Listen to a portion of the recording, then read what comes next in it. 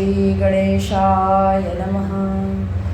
ओम श्री सरस्वत्यै नमः। ओम श्री गुरुभ्यो नमः। सदाशिवसमारम्भां शङ्कराचार्यमध्यमाम् अस्मदाचार्यपर्यन्तां वन्दे गुरुपरम्पराम्। मूकं करोति वाचालं पङ्गुं लङ्घयते गिरिं यत्कृपातमहं वन्दे परमानन्दमाधवम्। समस्तजनकल्याणे निरतं करुणामयं नमामि चिन्मयं देवं सद्गुरुं ब्रह्मविद्वरं सद्गुरुं ब्रह्मविद्वरम्। 7वें से लेकर के 10वें श्लोक तक पाठ करेंगे। मनःशुद्धिकराणिह साधनानि वदन्तिह यज्ञोदानं तपश्चैव जपस्तीर्थं व्रतस्तथा।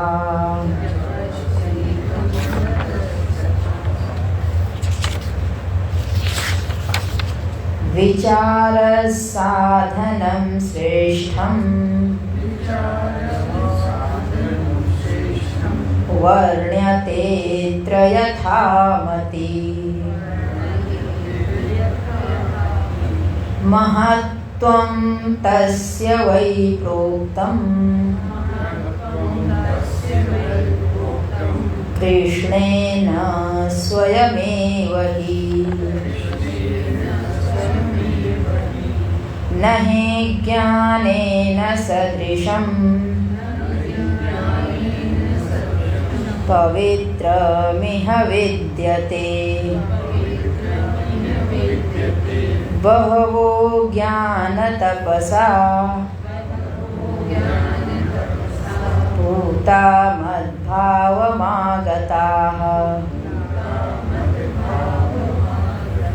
एतद्भगवतो वाक्यं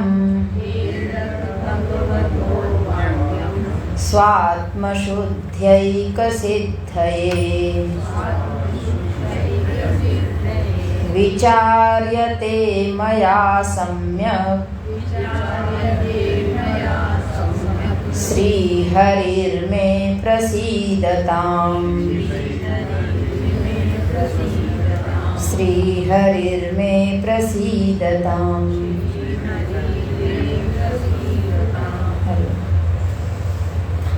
देखिए, हम लोग मनःशोधन चिंतन कर रहे हैं। आज की कक्षा में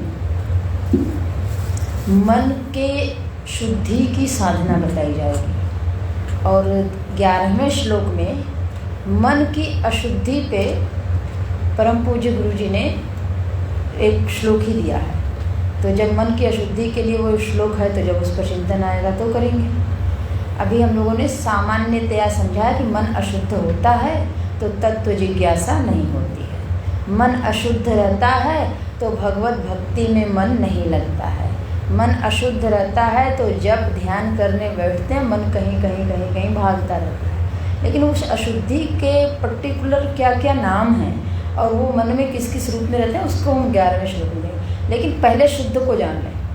शुद्ध को जान लेंगे तो अशुद्धि को जानेंगे तो क्या होगा, शुद्ध का आवरण पहले पड़ा हुआ है तो वो जैसे ही आएगा उसको हटाने में हम समर्थ हो सकेंगे। तो सबसे पहले अच्छी अच्छी चीज़ों को जितना हो सके ग्रहण कर लें। अगर बुरी चीज़ें ग्रहण हो गई हैं तब अच्छी चीज़ों को उस जगह पे प्रतिस्थापित करने के लिए, यानी उसको फिर से उसको हटा करके रिप्लेस करने के लिए बहुत मेहनत लगानी पड़ती है। क्योंकि उसमें एक बार मज़ा मिल गया है और उसको हटाना है।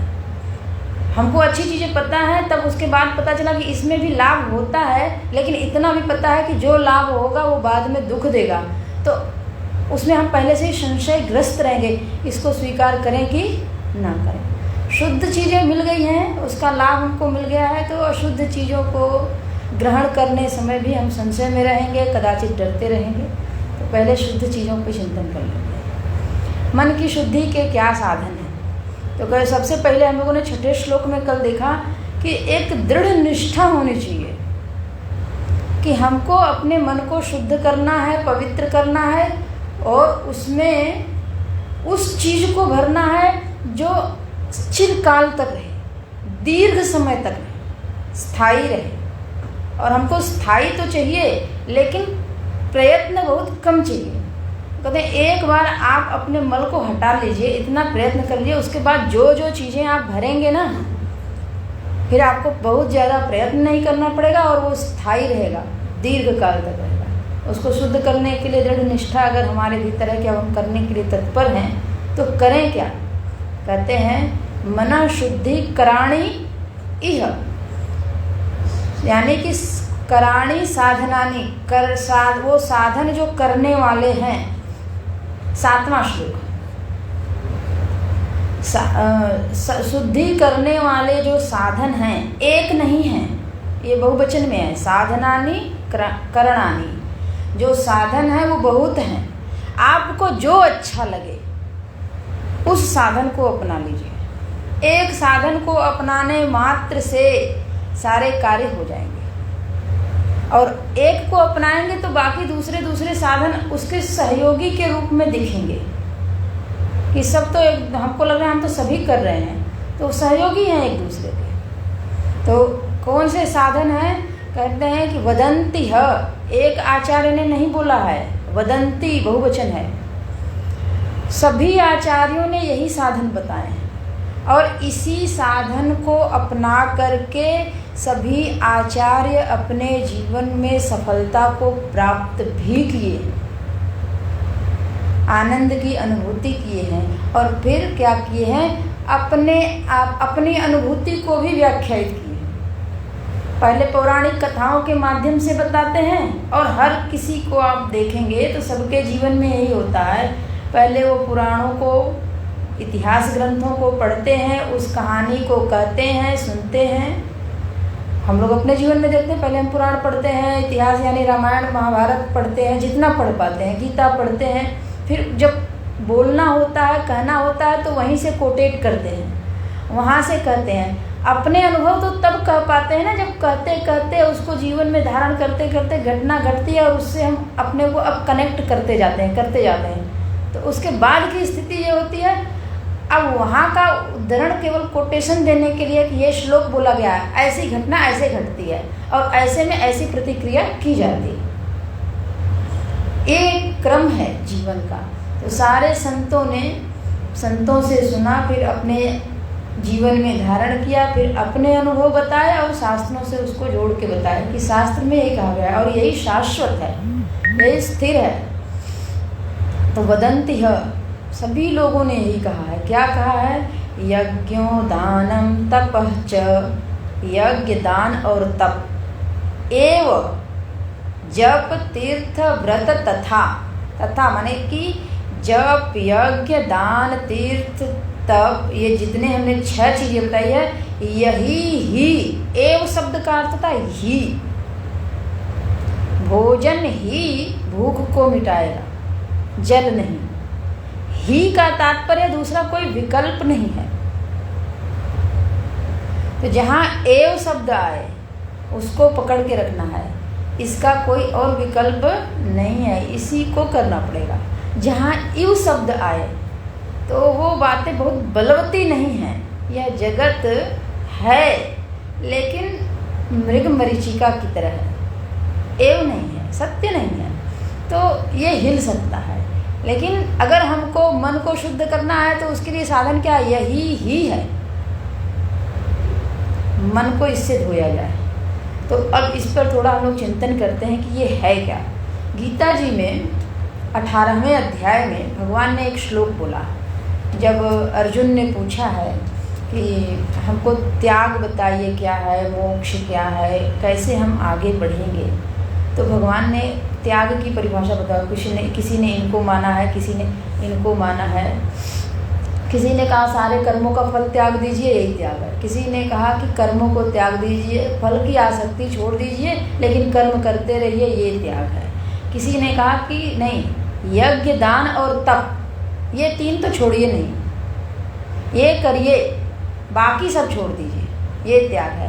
तो भगवान ने कहा हम क्या कहते हैं, वो सारे मतों को एक एक स्तर पे, वो सारे मत सबके मन में सही बैठते हैं, लेकिन मेरे मत में क्या है, तो करें कि यज्ञो दानम तपश्चैव, यही 3 शब्द उठाए हैं। यज्ञो दानम तपश्चैव पावनानि मनीषिणाम, ये साधकों को पवित्र करते हैं, इसलिए इनका त्याग नहीं करना चाहिए, इनका विधि पूर्वक अनुष्ठान करना चाहिए। अगर ना समझ में आए तो पूछना चाहिए कि इसका अनुष्ठान कैसे करें। यहाँ 3 चीज़ पूज्य गुरु जी ने जोड़ा है, जप, तीर्थ और व्रत। व्रत भी करना चाहिए, जप भी करना चाहिए, तीर्थों में यात्रा भी करनी चाहिए। जब हम तीर्थों में जाते हैं तो क्या होता है, हम मंदिर के दर्शन करते हैं, मंदिर सजी होती है, भगवान सजे होते हैं। रास्ते में चलते समय हमको प्रकृति का एक दृश्य देखने को मिलता है। जब हम ध्यान करने बैठते हैं तो अगर कदाचित हमारा मन एकाग्र ना हो, जब हम घूमते फिरते हैं तो कोई उसी के सादृश वस्तु दिख जाती है, तो हम उससे जोड़ लेते हैं ना। ऐसा ही वहाँ भी था। ध्यान करने बैठे, कुछ नहीं समझ में आ रहा है, तो उस तीर्थ में जो मंदिर को हमने देखा है उसको अपने ध्यान में ला सकते हैं। तो अन्य विषयों से मन हटा, तो हमारे मन को एकाग्र करने के लिए वो मंदिर के भगवान बड़े सहयोगी हैं। और दूसरा है कि हम वहाँ जाएंगे तो हमारी यात्रा भी हो जाएगी, भ्रमण भी हो जाएगा, हमारे भीतर का रजोगुण क्षय भी हो जाएगा, और होगा क्या, हम भगवान से जुड़ जाएंगे। तीर्थ करना चाहिए भगवान। इसमें जिनके पास ये पुस्तक होगी परम पूज्य गुरु जी की, उसमें है हिंदी में, तरंती अनेन इति तीर्थ, जो जिसके द्वारा हम तर जाएं। तरंती अनेन, अनेन माने तृतीय है, जिसके द्वारा जो साधन बनता है, किसका, तारने का, हमारे उद्धार का, हमारी उन्नति का, वो तीर्थ है। तीर्थ वही है जहाँ पे भगवत धाम है, जहाँ पे भगवान निवास करते हैं। हर स्थान को हम तीर्थ नहीं करते। कहते हैं चित्रकूट तो धाम और तीर्थ तब बना जब भगवान श्री राम वहाँ जाकर के निवास किए। तो तीर्थ वह स्थान है जहाँ पे भगवान रहे हैं, भगवान गए हैं। किसी संत ने तपस्या करी और तपस्या के परिणाम स्वरूप वहाँ का जो भूमि है वो पवित्र हुआ, तो वो तीर्थ हो गया। तो जहाँ पे भगवत साधना की गई है, भगवान अपने चरण रखे हैं, वही स्थान तीर्थ है। और उन जगहों पे जाने से भगवान का स्पर्श होता है। उसको शब्द बोलते हैं वाइब्रेशन, यानी हम बोलेंगे उसको कि भगवान की वहाँ पे सन्निधि मिलती है, समीपता मिलती है, उनकी उपस्थिति मालूम पड़ती है। भगवान यहाँ उपस्थित हैं। तो कितना भी मन मलिन हो, कितना भी मन में अशांति हो, वहाँ थोड़ी देर बैठें तो मन शांत होता है। मन में वो संस्कार पड़ते हैं जिससे मन में एक वह सामर्थ्य आए कि मलिनता को हम दूर कर सकें। वो सामर्थ्य हमारे भीतर आखिर आएगी कहाँ से? तो यही सब करने से आती है। हम दूर तो करना चाहते हैं कि हमारे भीतर हर समय दूसरों को देख के द्वेष द्वेष द्वेष होता है, उसको हटाना तो चाहते हैं, लेकिन सामर्थ्य ही नहीं है। हम सत्य बोलना तो चाहते हैं, लेकिन झूठ का सहारा छोड़ नहीं पा रहे हैं, वो सामर्थ्य ही नहीं है। तो कहते हैं तीर्थों में जाने से व्रत लें, एकदम स्थूल व्रत है कि हम सोमवार व्रत करते हैं, मंगलवार व्रत करते हैं, अन्न का त्याग करते हैं, ये स्थूल है।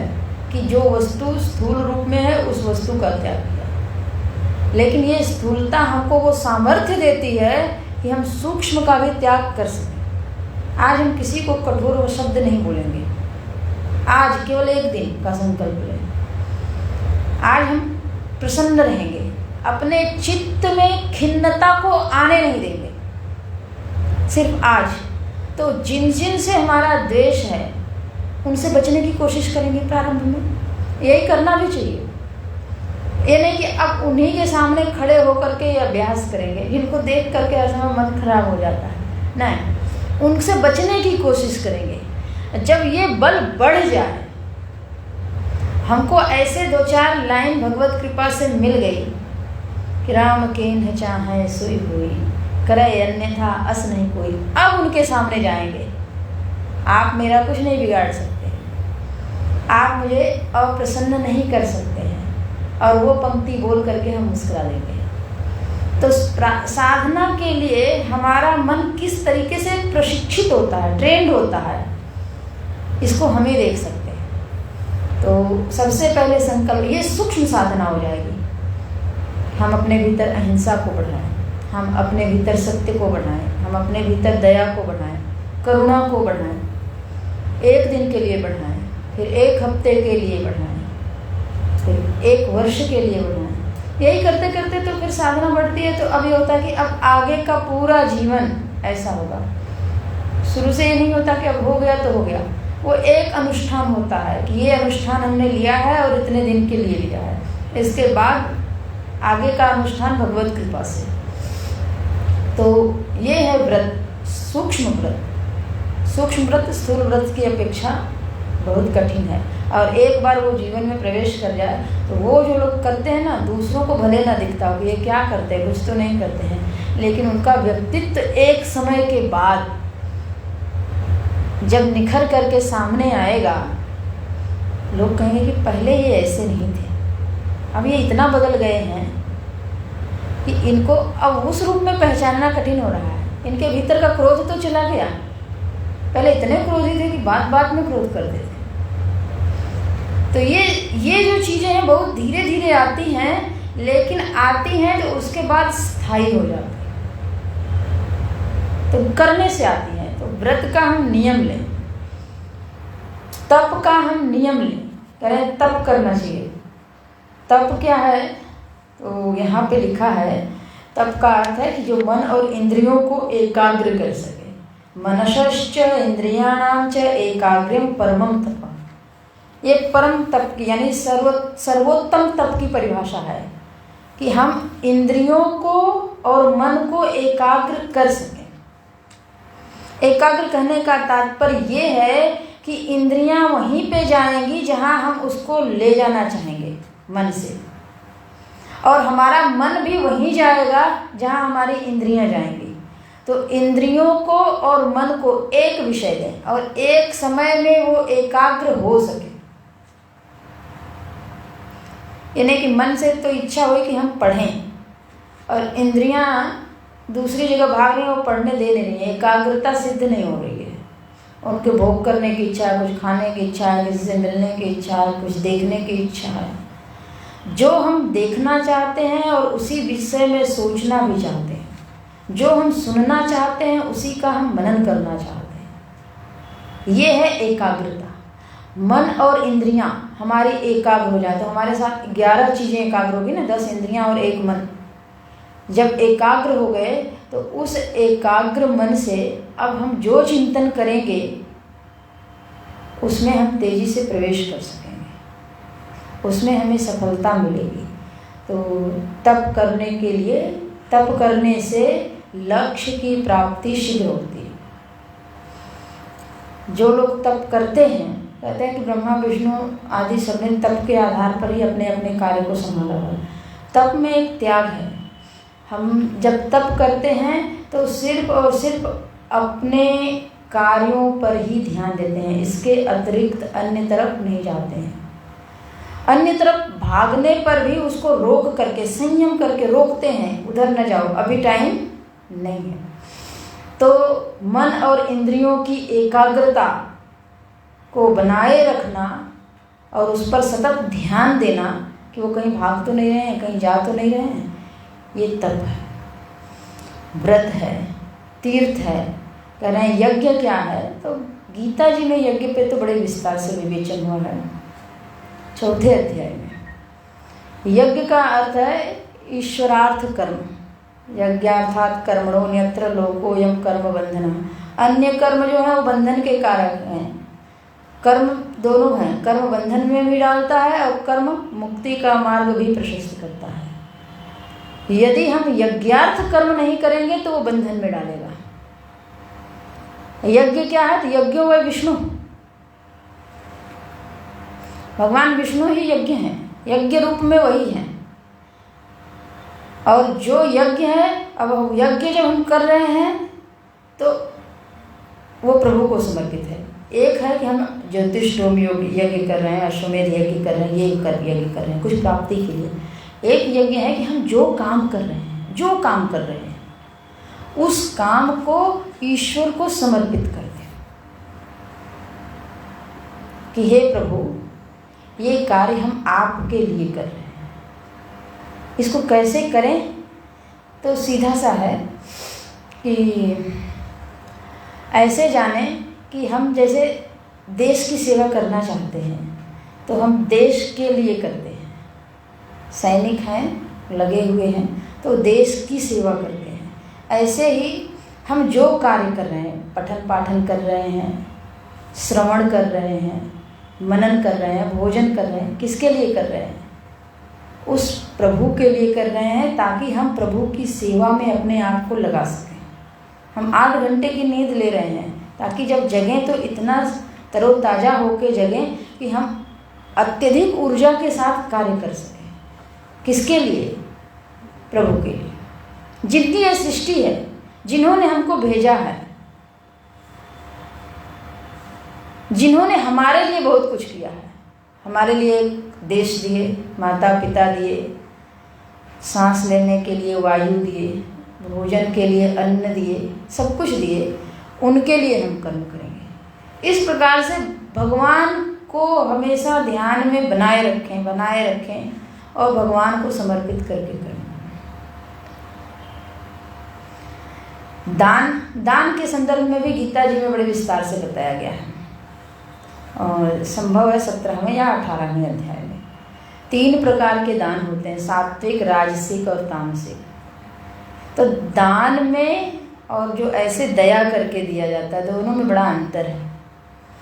जब हम दया करके किसी को देते हैं तो उसमें बहुत विचार करने की आवश्यकता नहीं है। आवश्यकता दिखी कि अमुक व्यक्ति की आवश्यकता है, नीडी है, उसको हमने दे दिया।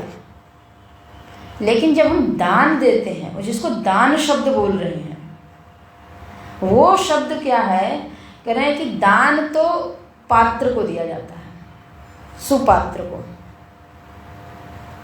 और दान देने के संदर्भ में तैत्तिरीय उपनिषद में है, श्रिया देयम, भिया देयम, ह्रिया देयम, श्रद्धया देयम।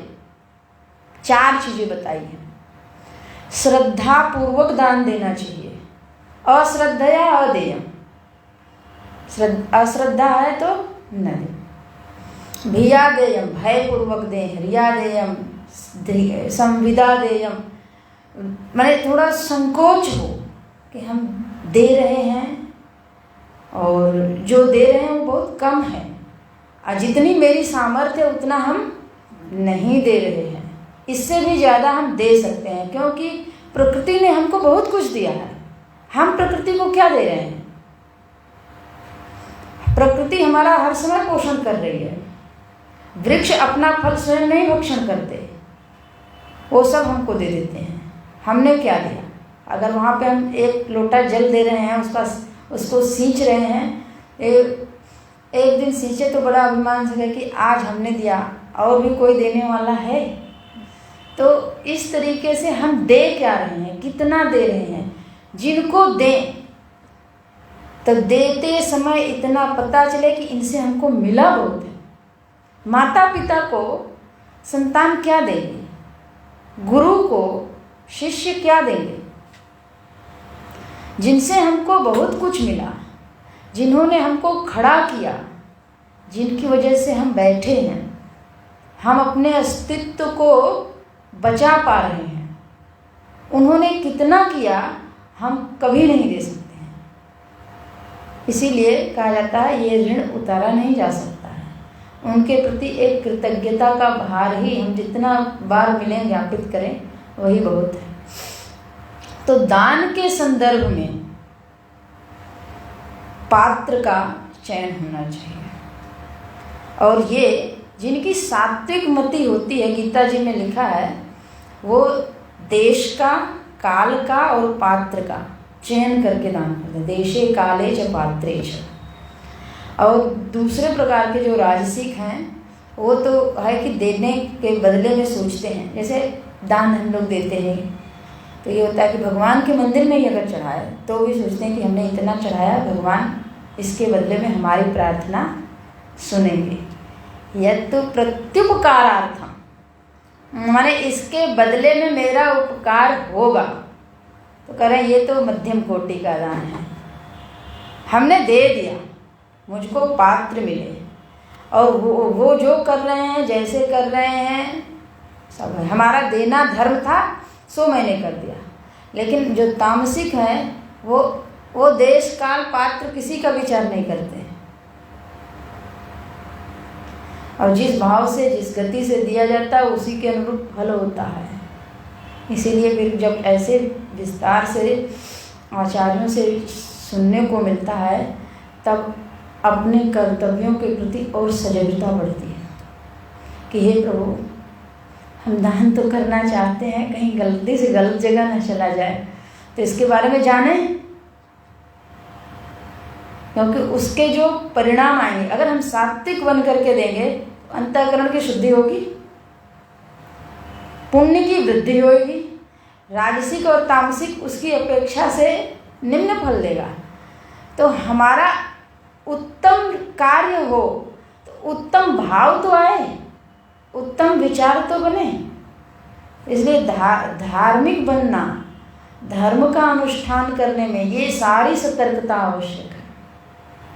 कदाचित भक्ति हो जाए तो बहुत अच्छी बात है, भगवान से प्रेम हो जाए तो सारा भार भगवान पर चला जाता है, क्योंकि मेरी बुद्धि कुछ भी समझने में समर्थ नहीं है प्रभु। तो जो हम कर रहे हैं, इसलिए भगवदर्थ कर्म हो। भगवान गीता जी में अर्जुन को बार बार बोलते हैं कि मुझको स्मरण करके युद्ध करो, मत कर्म कृत, मेरे लिए करो। आप इस युद्ध को ये मानो कि आपका है नहीं, इस युद्ध की पूरी प्लानिंग मेरी है, पूरी योजना मेरी है, और ये योजना मैं बना करके ये दोनों पक्षों की तरफ जो खड़ा किया हूँ, तो जिस पक्ष में मैं बैठा हूँ इस पक्ष की मैं जीत चाहता हूँ, क्योंकि ये पक्ष धर्म का पक्ष है। इसलिए ये मेरी योजना समझ करके युद्ध करो। अपना तो मानो ही नहीं, मेरा परिवार है, मेरे लोग हैं, मैं युद्ध कर रहा हूँ, अंत में सफलता मुझे मिलेगी, नहीं। जब योजना मेरी है तो सफलता भी मेरी ही होगी ना। युद्ध करते हैं सैनिक, लेकिन सफलता किसकी कही जाती है? राजा की। जिस राजा की जीत होती है, जिधर के सैनिक जीतते हैं, उस राजा को श्रेय जाता है। ऐसे ही भगवान कहते हैं कि आप मुझको मानो, मत कर्मकृत। हम जो भी कर रहे हैं, ये परिवार जो भी मेरा मिला है, ये भगवान ने दिया है, भगवान की योजना है। भगवान इसको जैसे मुझसे बेहतर हो सके आप वैसे करवा लीजिए। तो गलती सही सब रोज वो श्लोक बोल दें भगवान के लिए कि आपने किया है, यद यद करोमि, मैं जो जो कर रहा हूँ, नारायणायति समर्पयामि। हम आपको सब समर्पित कर रहा हूँ, सब समर्पित कर रहा हूँ। सारे इंद्रियों से जो भी किया मैंने, मन से किया, वो सब के सब मैंने अपने लिए तो कुछ किया ही नहीं। हनुमान जी का चरित्र हम लोग सुन रहे हैं। हनुमान जी का अपना कोई प्रयोजन था ही नहीं। राम जी के काम हैं तो कर रहे हैं, राम जी का काम पूरा हो गया। राम जी को अगर कोई काम नहीं तो हनुमान जी को भी कोई काम नहीं। अगर राम जी के काम हैं तो हनुमान जी के पास भी काम है। इसलिए हमारा जो मालिक है इस जगत में, हमको काम बहुत दिख रहा है कि ये करना, ये करना, ये करना। इसका मतलब है कि हमारे प्रभु के ये ढेर सारे काम हैं जो अभी करने शेष हैं, और उस करने के लिए उन्होंने हमको भेज रखा है। भक्ति को हम जितना अधिक पुष्ट करें, नहीं तो भक्ति अगर कमजोर है तो फिर कर्म के संदर्भ में जितना अधिक से अधिक हो सके हम अपने कर्तव्य को पहचानें। वेदो नित्यम अधीयताम तदुदितम कर्म सुनुष्ठीयताम, तब हम वहाँ जाएं। और उसकी व्याख्या ऐसे गीता जी में की जाती है कि यदि हम वेद का अध्ययन नहीं कर पाते हैं तो कैसे अपने कर्मों का परीक्षण करें। यद्यदाचरति श्रेष्ठः तदेवेतरो जनः, तो जो श्रेष्ठ लोग हैं और जो हमारे सामने परिस्थिति, कर्तव्य, जिम्मेदारी आई है, उस परिस्थिति में उन्होंने जैसा कार्य किया है उसको हम आचरित करें। तो कितनी सतर्कता चाहिए, बहुत सतर्कता चाहिए। इसलिए मन को शुद्ध करने के लिए हमको बहुत सजग रहना है, बड़ा सतर्क रहना है। उसको साधन चतुष्टय के अंतर्गत शम नामक संपत्ति से कहा जाता है। मनोनिग्रह, मन का ऐसा निग्रह हो कि वो अन्य किसी विषय में प्रवेश ना करे, सिर्फ उसी विषय में प्रवेश करे जहां हम उसे लगाना चाहते हैं। तो कहते हैं कि ये यज्ञ करने से, वैदिक यज्ञ करने से, छोटे छोटे हवन पूजा करने से मन में थोड़ा शास्त्र के प्रति श्रद्धा जगेगा। जप करने से भगवान के प्रति श्रद्धा जगेगी। तप करने से, तपस्या यानी कि वही हमने जैसा बताया, मन और इंद्रियों को एकाग्र करना। तो जब हम गीता जी के चौथे अध्याय में 12 वो यज्ञ पढ़ेंगे ना, तो उसमें प्राणायाम भी एक यज्ञ है, स्वाध्याय भी एक यज्ञ है, इंद्रियों का संयम भी यज्ञ है, शब्द स्पर्श रूप रस गंध इन विषयों में जितना हो सके भोग कम करें और अपने आप को संयमित कर लें, ये भी यज्ञ है। तो ये जो यज्ञ बताए जा रहे हैं उसी के अंतर्गत ये है तप, कि अपने मन और इंद्रियों को हम संयमित करें और संयमित करके निश्चित करें कि हमारे कर्तव्य क्या हैं। भगवत भक्ति है वो भी एक कर्तव्य है, कुछ जिम्मेदारी है। अगर हम विद्यार्थी काल में हैं तो अध्ययन, अगर हमको विद्यार्थी काल हमारा पूरा हो गया है, नौकरी चाहिए, वो हमारा कर्तव्य है। नौकरी मिल गई है तो उसकी एक जिम्मेदारी, वो हमारा कर्तव्य। मेन हम अपने मूल कर्तव्य को पकड़े हुए रह करके भगवत भक्ति करें। मूल कर्तव्य को छोड़ करके अगर हम भागते हैं तो वो पलायन है। मूल कर्तव्य को पकड़े रहें और मूल कर्तव्य के साथ। तो ये तप जो है ये हर आश्रम में चाहिए। अपने आप को हम साध लें, अपने आप को रोक लें और अपने कर्तव्यों को सबके प्रति जो बनता है वो कर दें, तब जा करके। इसीलिए तपस्या के आधार पर, तप आधार सब सृष्टि भवानी, तपस्या के आधार पर ही सभी लोग अपने अपने स्थान पे टिके हुए हैं। एक परिवार भी टिकेगा तभी जब तपस्या होगी। सभी लोग अपनी अपनी तपस्या, अपना अपना योगदान करें। एक बच्चे का क्या रोल है, वो अपनी तपस्या करे। ये नहीं कि अब हमारे मन में आ गया तो हम अब कुछ किसी की नहीं सुनेंगे। वैसे ही एक अभिभावक के मन में आ गया तो हम नहीं अब किसी की नहीं सुनेंगे। नहीं, हम सामंजस्य कैसे बना सकते हैं, समन्वय कैसे स्थापित कर सकते हैं और उन्नति को ध्यान में रखते हुए क्या उचित है, इस पर विचार करके हम करें। यही तप है, अपने मन को, अपने इंद्रियों को रोक लेना और सही का निर्णय कर लेना।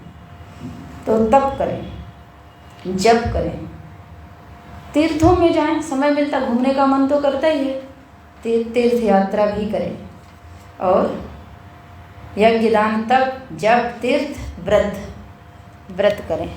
ऐसा करने से ये मन शुद्ध होता है। यानी कि जो मन है ना हर समय भागता रहता है और मन में एक इच्छा रहती है कि जो हम सोच रहे हैं, जो हम कर रहे हैं वही सही है और बाकी कुछ सही है नहीं। इस पर संयम के ये सब आधार बनते हैं और उसके आधार पर हम अपने मन को सही जगह पे लगाने में समर्थ हो पाते हैं। अब मन हमारी पकड़ में आ गया, और जब हमारी पकड़ में आ गया, तो जब जो चीज़ें हमारी पकड़ में, अब शरीर जैसे हमारे पकड़ में आ गया, हम इस आसन में बैठ सकते हैं।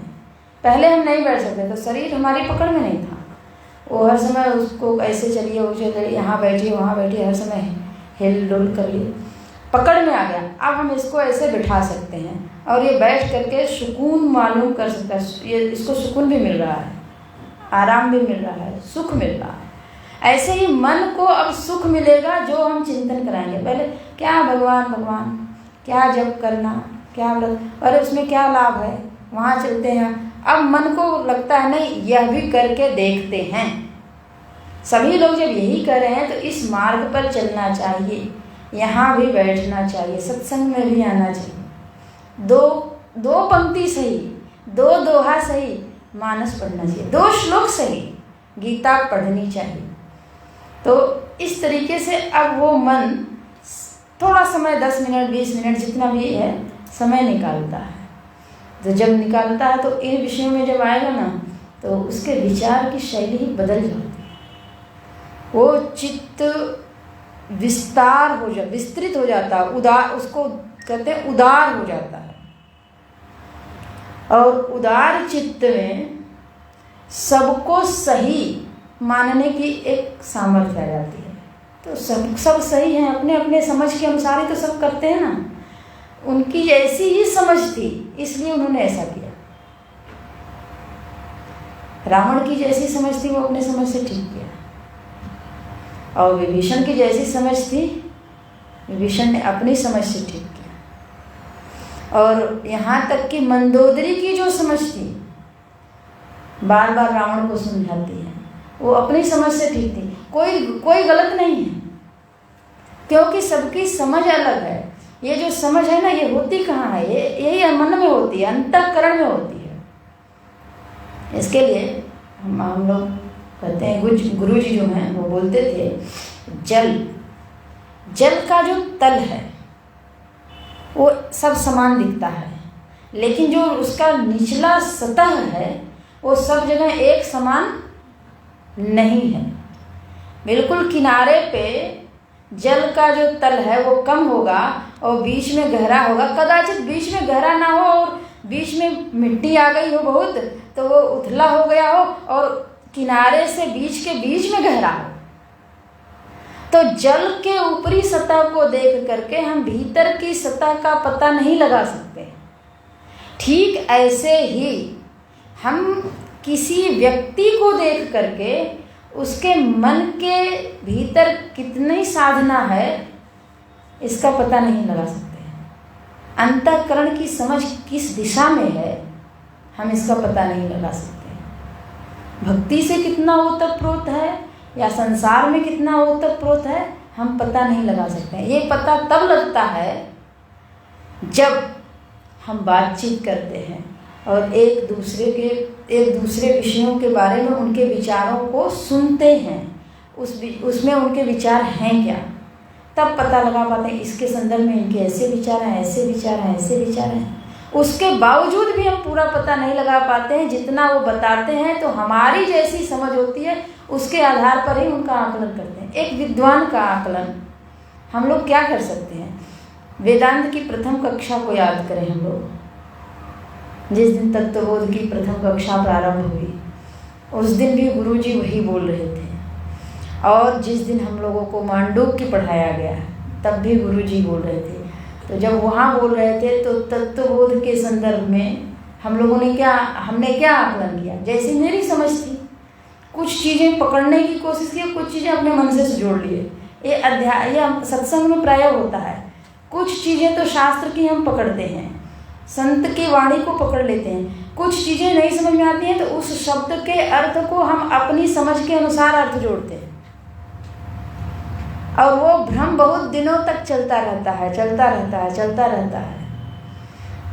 तो इससे ये है कि हम किसी को समझते हैं तो सदा अपनी समझ से ही समझते हैं, उसमें गहराई ये सब करने से आएगा। तो हमारे भीतर हमारा अंतःकरण कितना शुद्ध है और कितना भीतर प्रवेश कर सकता है, उस पर हमें बार बार मनन करने की और ज़रूरत है। साथ ही साथ शुद्धि के जो उपाय हैं उनको जीवन में धारण करने की ज़रूरत है। आगे विचार के बारे में बोलते हैं। मनन करने के लिए विचार करने की बहुत ही आवश्यकता है।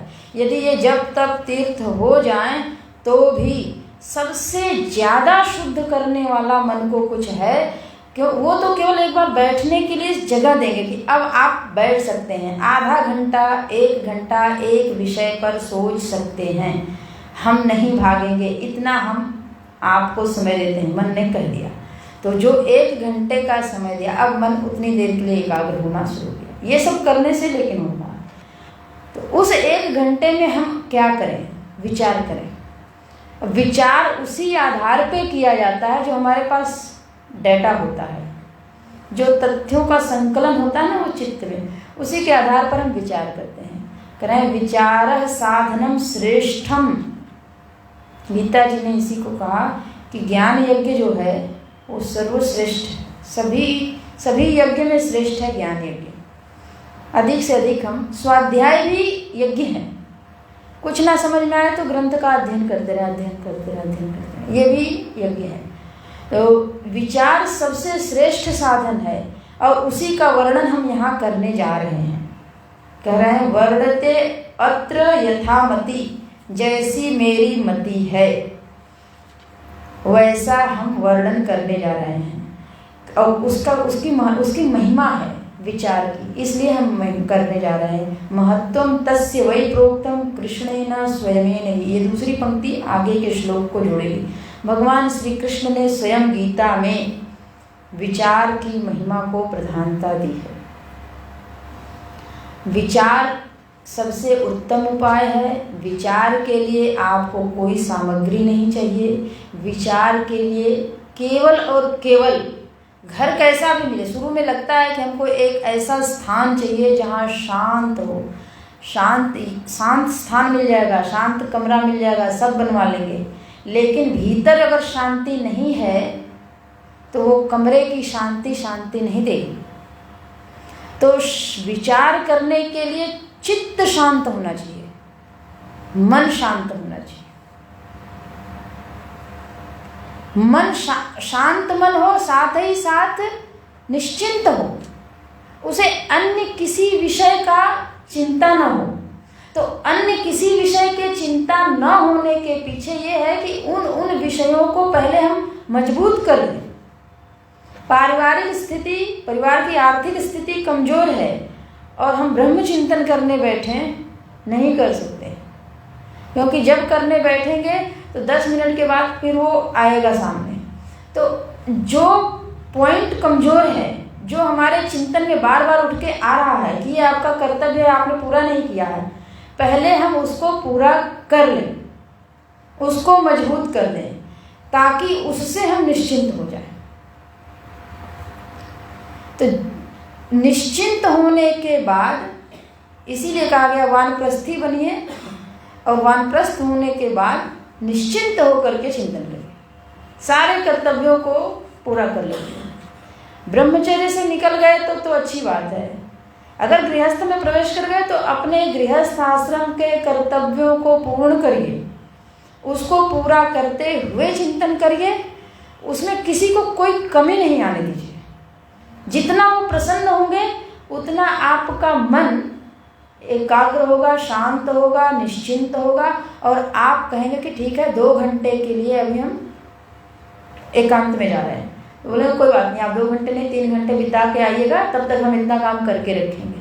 लेकिन हमने उनको दिया ही नहीं तो वो करेंगे क्या? तो इसलिए निश्चिंतता के लिए पूर्व के कर्तव्यों को पूरी तरह से हमें करना पड़ेगा, उसको छोड़ना नहीं है। तो पूर्व के कर्तव्य निर्धारित हों, निश्चित हों और किए जा चुके हों, तत्पश्चात चित्त निश्चिंत हो। निश्चिंत चित्त में ही चिंतन की सामर्थ्य आती है। चित्त निश्चिंत हो, चित्त शांत हो, और उसके बाद शुद्ध हो, क्योंकि शुद्ध होगा तभी तो तत्व की इच्छा जगेगी। भगवान के प्रति कुछ जानने की इच्छा जगेगी उस वस्तु के प्रति जहाँ से हमको बहुत लाभ नहीं। हम कभी कभी उन विषयों का भी चिंतन करते हैं। जैसे हम लोग कोई मनोरंजन के लिए मान लीजिए कोई गाना सुनते हैं, पिक्चर देखते हैं, कुछ भी यूट्यूब पे देखते रहते हैं, तो वो क्या वो कुछ देते हैं? कुछ नहीं मिलता है।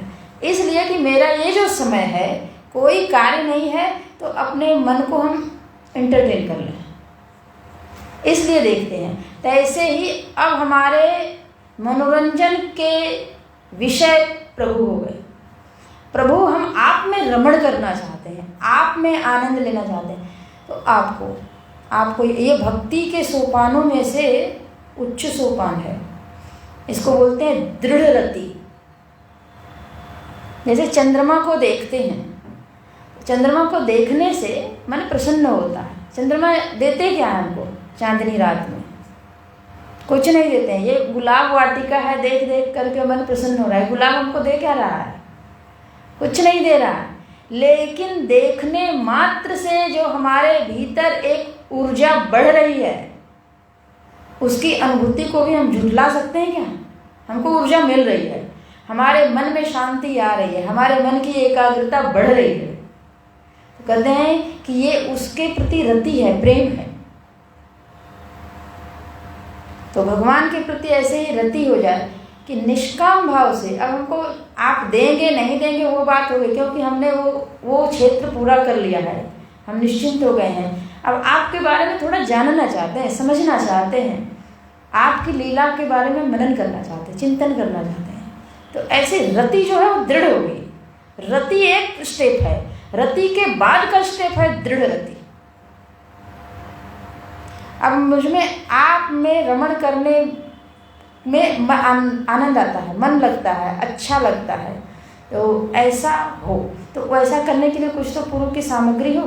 तो कह रहे हैं कि इसलिए विचार करिए। विचार के लिए प्रश्न चाहिए, भगवान कैसे हैं। देखिए हम विचार तभी करते हैं, कुछ प्रश्न नहीं हो तो क्या विचार करेंगे। आइए आज कर्म पे विचार करते हैं।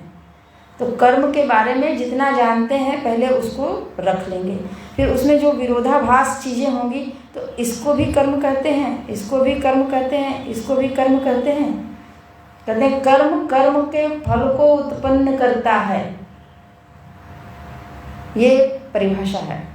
तो कहीं जल में हमने पत्थर फेंका, क्या उसको भी कर्म कहते हैं? किया तो क्या हर क्रिया कर्म है? तो जब ऐसे विचार किए जाते हैं तो पता चलता है हर क्रिया कर्म नहीं है। इसलिए आप जो कुछ करेंगे आपके हर क्रिया का फल नहीं मिलेगा। कर्तृत्व पूर्वक की गई जो क्रिया है, कर्ता भाव में बैठ करके हम करते हैं जो कर्म, उसका ही फल मिलता है। कर्तृत्व पूर्वक की गई क्रिया, और वो भी वो क्रिया विधि निषेधात्मक। तो पूरी परिभाषा बनती है कर्तृत्व पूर्वक की गई विधि निषेधात्मक क्रिया को ही कर्म कहते हैं। कुछ कर्म हमारे लिए विधि है, यानी विधान है कि आपको ये करना चाहिए, ये करना चाहिए, ये करना चाहिए। कुछ हमारे लिए निषिद्ध हैं कि आपके लिए ये कार्य उचित नहीं है, ये कार्य उचित नहीं है, ये कार्य उचित नहीं है, तो आपको ये नहीं करना चाहिए, ये नहीं करना चाहिए। अब ये विधि और निषेध हमको मिलेगा कहाँ से? तो इसके लिए हमको वेद में जाना पड़ेगा, वेद के द्वारा मिलेगा। वेद में नहीं जा रहे हैं तो हमको माता पिता से परंपरा प्राप्त, हमको गुरु से माता पिता से सिखाया गया आपको ये नहीं करना चाहिए, ये नहीं करना चाहिए, ये नहीं करना चाहिए, यहाँ नहीं बैठना चाहिए, वहाँ बैठना चाहिए, वहाँ नहीं जाना चाहिए, यहाँ जाना चाहिए। तो ये वहाँ नहीं जाना चाहिए, जहाँ नहीं जाना चाहिए वहाँ हम चले गए तो निषेध कर्म हो गया, अशुभ कर्म हो गया, उसका परिणाम दुख आएगा।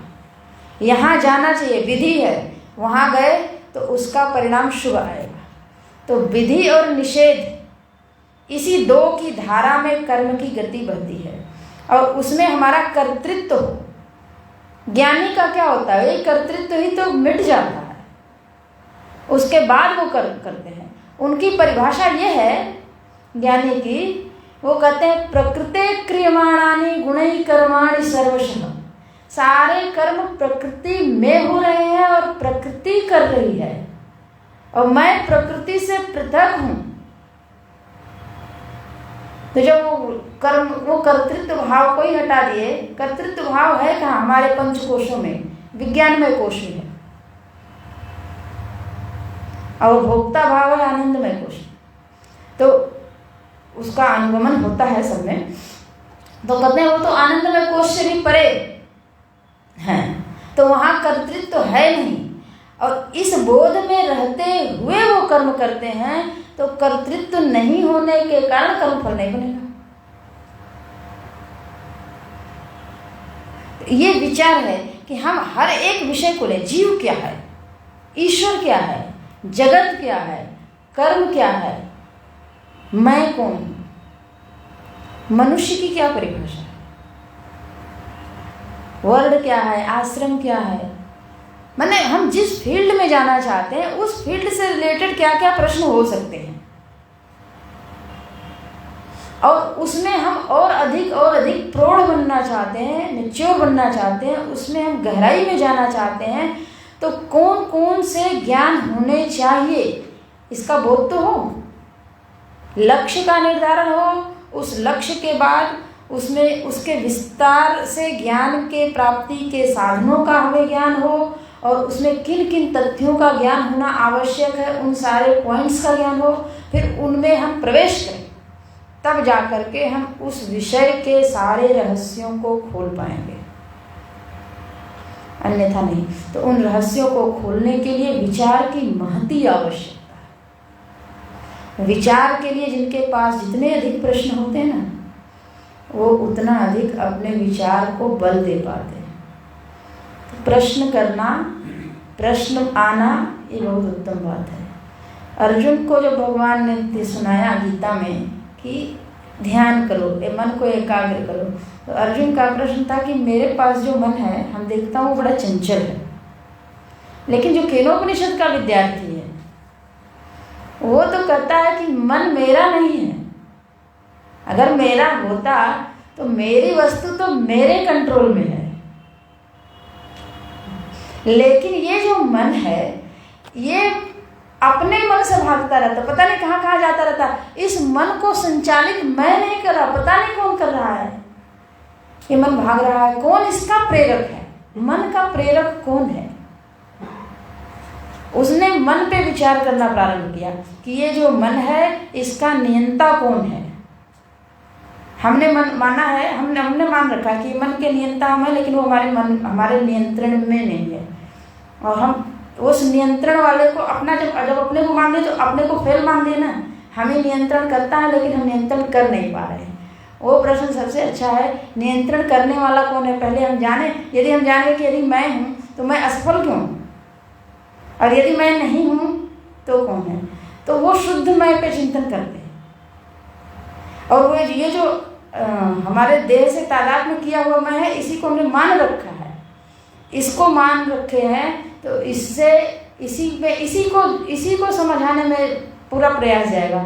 लेकिन एक बार जब ध्यान जाए कि इसको समझा रहे हैं, तो इसके लिए पूर्व का श्लोक है कि पहले इसको साधना से शुद्ध करिए। शुद्ध करेंगे तो पता चल जाएगा कि जो शुद्ध है वो तो ज्यों का त्यों है, और ये सारी क्रियाएं होती रहती हैं। तो विचार करने के लिए हमको मटेरियल चाहिए, विचार करने के लिए हमको प्रश्न चाहिए, और उस प्रश्न के हल के लिए हम तब तक विचार करें जब तक वो हल हो न जाए। तो उसके साधन क्या है, विचार के साधन क्या है? कहते हैं गीता जी बताया, ज्ञान के द्वारा ये विचार पूर्ण होता है। तो ज्ञान को बढ़ाएं। नहीं ज्ञानेन सदृशम पवित्रम यह विद्यते। ये 2 श्लोक हैं गीता जी में अलग अलग, और उसको पूज्य गुरु जी ने इसीलिए वहाँ लिखे ना, भगवान श्री कृष्ण ने जो कहा है वही हम कहने जा रहे हैं यथामति। तो एक श्लोक उन्होंने दोनों 4थे अध्याय का उठाए हैं।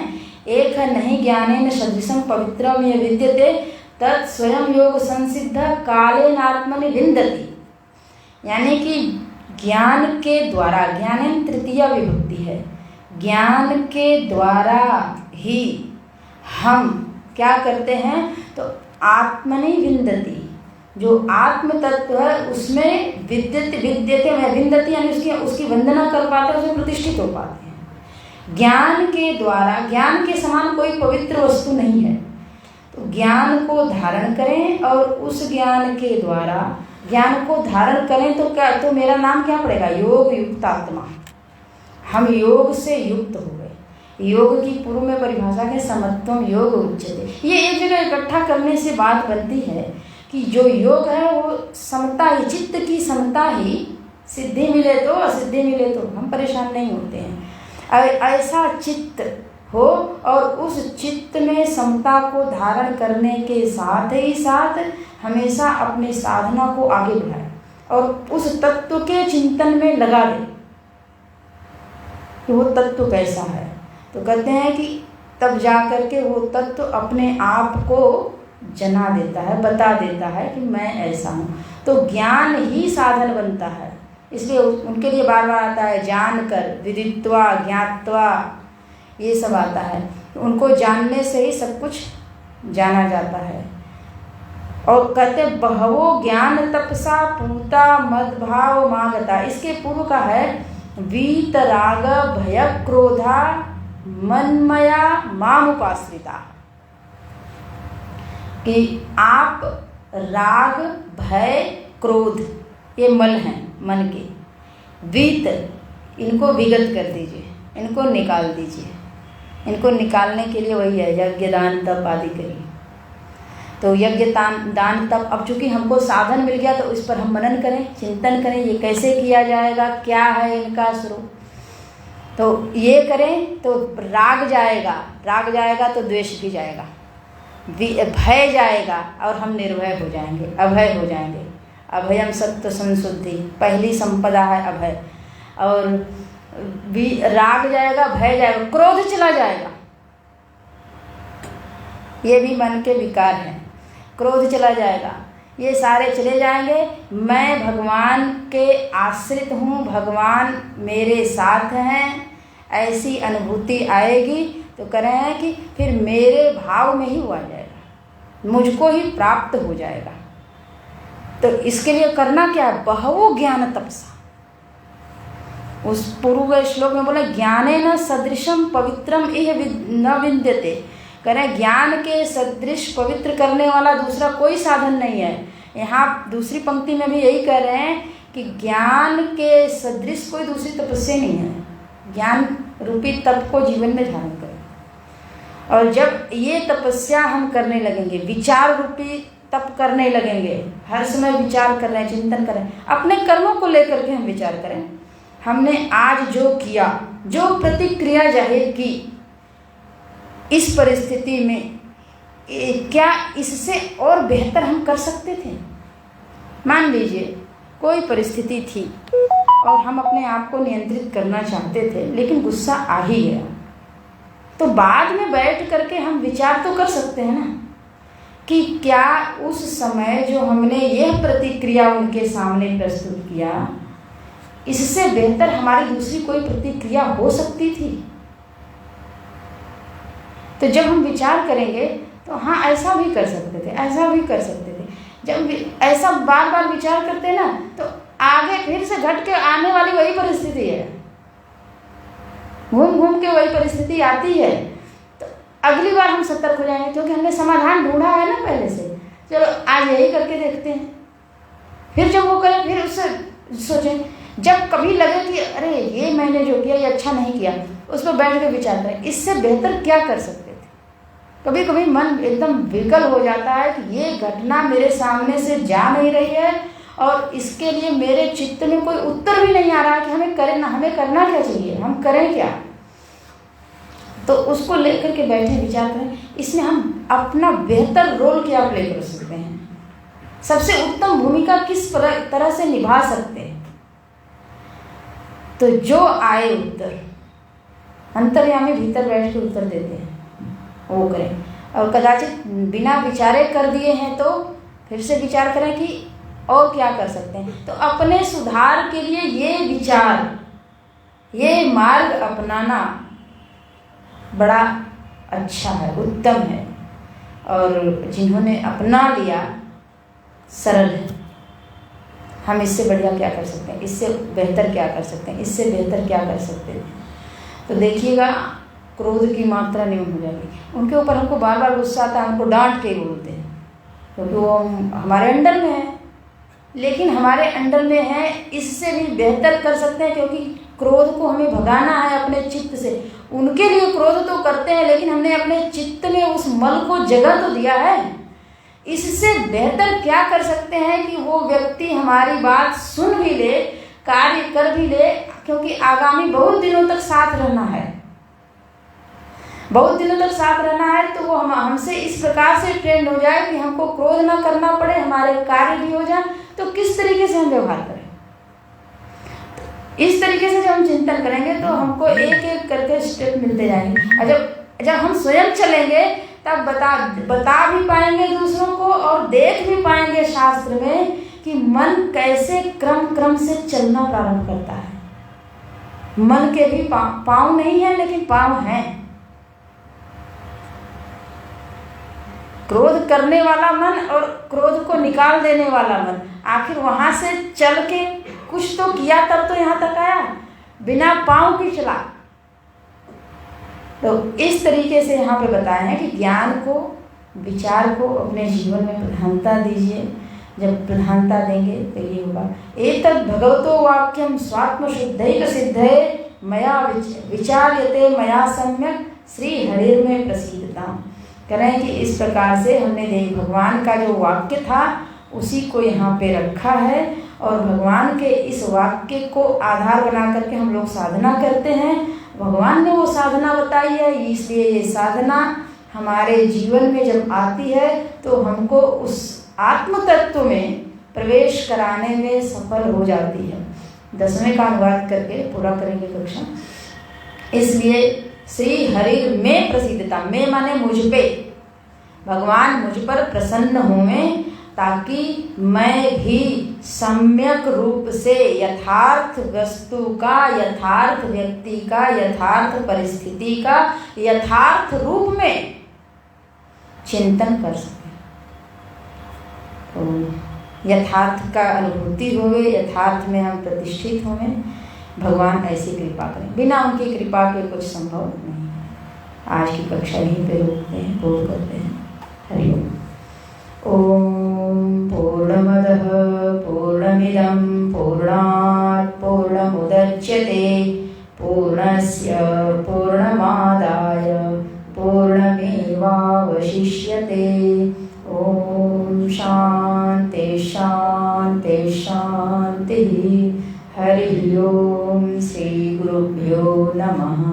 हरि ओम।